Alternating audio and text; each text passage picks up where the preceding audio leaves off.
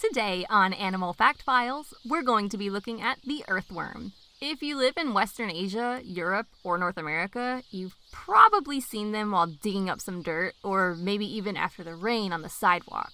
Something interesting about the earthworms found in North America is that nearly all of them are invasive species. During the last ice age, just about all of the native species of North American earthworms were wiped out. They were later replaced by settlers who brought their own over from Europe, thinking that they would help the soil.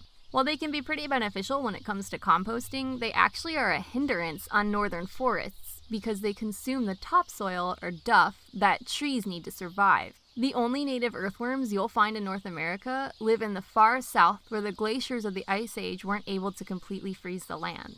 Among all the earthworms in the world, we have discovered over 6,000 species. Although they typically only grow to be a few inches long, some of the largest ones measure over a foot. Their bodies are made up of over 100 segments called annuli, and each segment has small bristles called setae, which allow them to move about underground. They usually live in dirt and in organic waste produced by trees.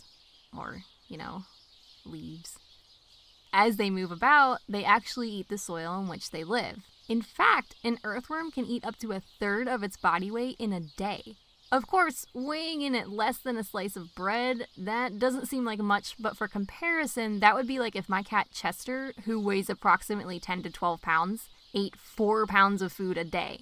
And while I'm sure Chester would be extremely happy with that situation, on average he eats just over 3 ounces of food per day, meaning 4 pounds of food would be over 2,000% of his daily needs. Of course, Chester isn't a worm, and this comparison was just a ploy to inject him into this episode, so moving on.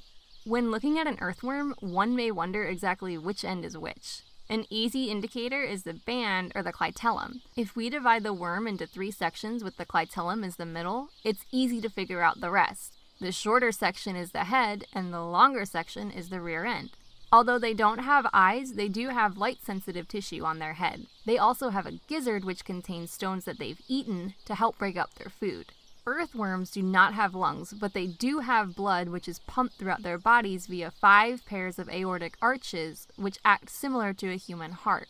Earthworms are pretty cool.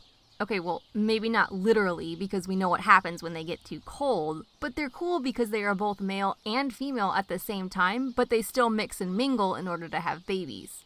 When earthworms mate, their clitellum produces a fluid around it. Each worm will pass through the other's clitellum fluid and it'll get mixed with their own. At the end of the process, that'll end up being an egg cocoon that will get buried into the ground. After about 3 weeks, baby earthworms will emerge. They'll spend their first year growing into adult-sized worms, and then continue on for up to 6 years, or, at least as long as they can avoid bats, birds, and small mammals.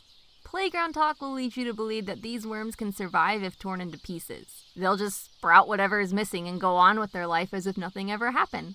Although it seems to be highly debated how well these worms are able to regrow missing parts, the general consensus I seem to find is that the head section will grow a new tail if the worm was cut under its clitellum. Of course, some worms, like the planarian flatworm, who's not an earthworm, can pretty much regrow all of the things. There have been studies to try and determine how the earthworm regrows and at what point it can, but it seems for now the findings are inconclusive. For more information on the earthworm, feel free to browse through my citations in the description below. Thank you for watching, and give a thumbs up for more Animal Fact Files.